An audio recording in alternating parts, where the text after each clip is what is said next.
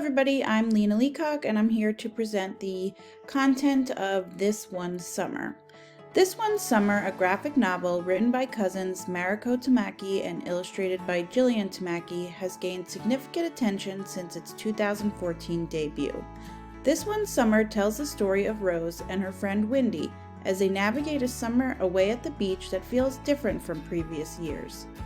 This graphic novel explores themes of friendship, adolescence, the complexities of family relationships, LGBTQ+, depression, identity, and the emotions associated with growing up and coming to age.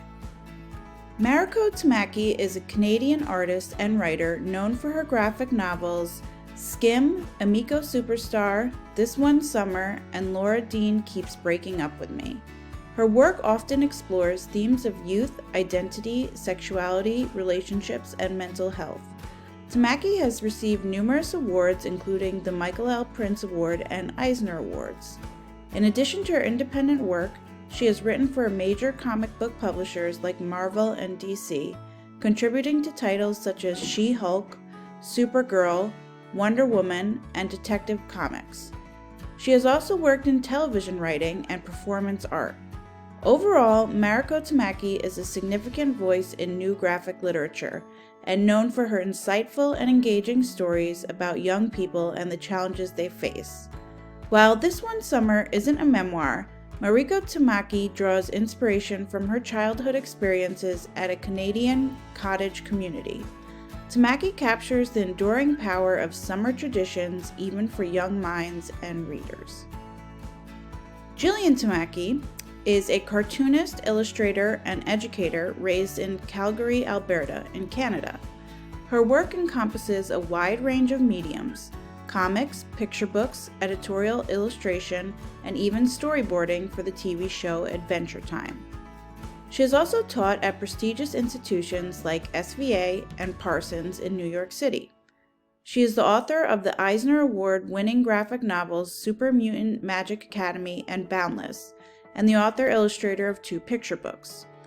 With her cousin, Mariko Tamaki, she is the co-creator of the young adult graphic novel Skim and This One Summer, which won a Governor General's Award and Caldecott Honor. Tamaki, a self-identified feminist, often reflects on the influence of her background on her work. Growing up mixed race in a predominantly white Canadian community, she developed an awareness of identity and representation. While her work isn't explicitly feminist, it often explores the female experience. By creating diverse characters, Tamaki strives to offer readers a wider range of relatable figures. She now lives with her husband in Brooklyn, New York. This One Summer is a New York Times bestseller. It received a 2015 Caldecott Honor and a 2015 Michael L. Prince Honor. It was the first graphic novel to receive an honor for the Caldecott and the second for the Prince Honor. It received the Eisner Award for the Best New Graphic Novel of the Year at the 27th Annual Eisner Comic Industry Awards. This One Summer also won the 2014 Ignatz Award for Best Graphic Novel. The Ignatz is one of the 3 most important prestigious awards in the American comics industry. This One Summer is a graphic novel that uses imagery to help tell the story. This graphic novel isn't a typical full-color or black and white work. Instead, it's in blue ink on a warm cream-colored background. The illustrations create a strong emotional connection to the novel. It is written in storyboard form like a comic book. In this clip of a video interview with Mariko and Jillian Tamaki, they discuss how they collaborated and created This One Summer. This video does a good job explaining the style of the book and the significance of the illustrations. I'm going to play a clip for you.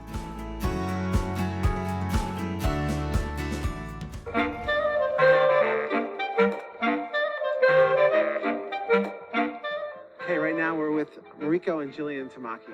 The book is This One Summer. Thanks so much for being here. Thank you. Thanks for having us. This book is wonderful. I grew up going to a special summer place.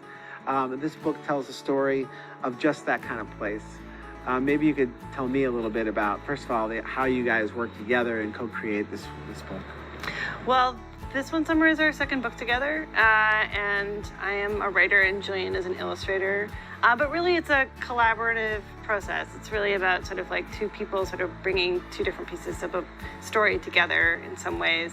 I start off with a script that sort of looks like a theater script, and then I pass it on to Jillian, and then usually we have many conversations about what the story is about and kind of like feel out and edit things together.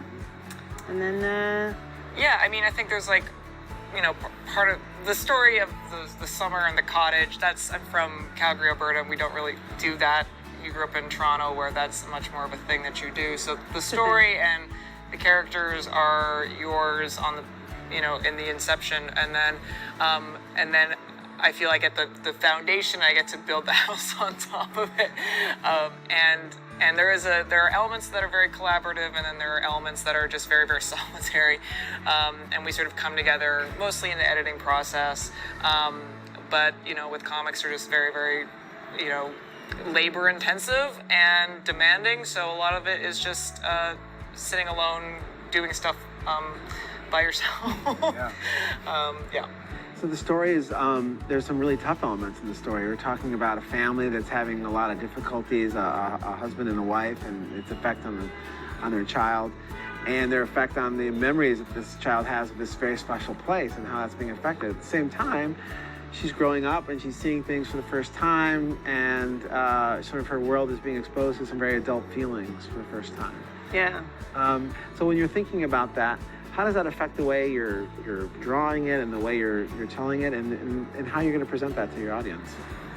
One thing in the book, maybe a theme in all of the books that we've done together, is the idea of communication and non-communication, and how hard communication can be, and the power of silence and stuff. Right. So I think that the pictures tell another version of the story, or an alternate level of the story, or it fills in the gaps, and maybe that is where some of the difficult themes get really fleshed out, and they're more visible almost in the visuals. Yeah, I mean, I think a lot of it is that kind of like, it is a really great way to look at miscommunication, whereas instead of spelling it out, you can kind of leave those spaces where the reader is in the same position as the character sometimes, where, you know, there's a scene where the parents have this fight, and then you're sort of pulling away from the parents, and you're sort of pulling away as the sort of little girl's pulling away, you know, and the parents are kind of disappearing on the horizon. So I think it's a really great way of evoking the feeling of that kind of dissonance and the feeling of that kind of distance you get without necessarily having to explain it, which I think is, you know, so much stuff when you're a kid does feel unexplainable and kind of alien, and I think comics are a really great way of sort of showing that as opposed to telling it. I highlighted a few images from the book to help showcase the impact of the illustrations on the themes within the story and how it plays a pivotal role in developing the story. One of the main themes within the story is family and challenges that families can face. This picture opens up the novel, and we get a strong feeling here of the connection between a father and a child. This connection is shown throughout the story, and the bond between Rose and her father is important to the story development. Family vacation and nostalgia plays an important role in the story and the feeling of the book overall. The feeling of nostalgia, of revisiting somewhere that holds a particular emotional connection, reminiscing on vacations prior and traditions created through vacations, is a prevalent feeling throughout the entire story. The illustrations do a good job at showcasing these feelings.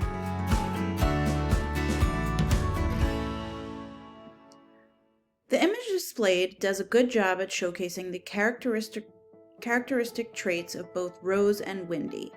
Wendy has somewhat of an outspoken personality, often bold, while Rose tends to be more of an observer, more quiet and seemingly reserved.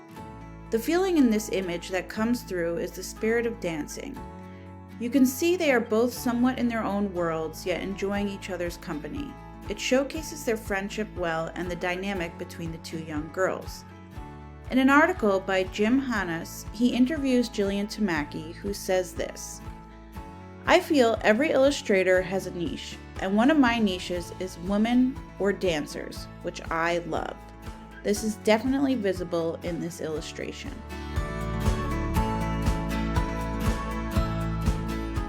This novel explores aspects of mental health and depression. We see it in Rose's mother through her behavior and actions. She is depressed due to infertility issues and from suffering a miscarriage. We also see it with Jenny, who we learn is pregnant with Duncan's baby. Jenny almost drowns herself, but Rose's mother saves her. I found this theme and concept within the book very interesting, and one of my discussion questions will cover it. But there must be some significance with the fact that in the same water that Rose's mother lost her baby, she also saved Jenny's life. I wonder if this is almost a full circle moment for Alice.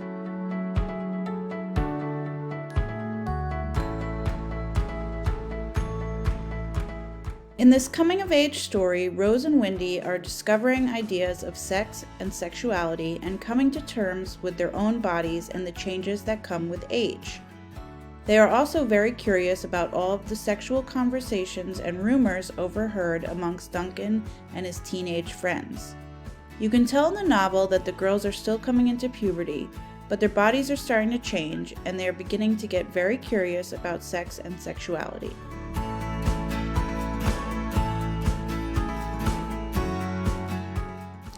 This novel is marketed as young adult and targeted towards young adults whose age is between 12 and 18. But I think people over 18 would enjoy it as well. This book would resonate well with adults as it touches on adult themes like issues in marriages, miscarriages, attempted suicide, and depression.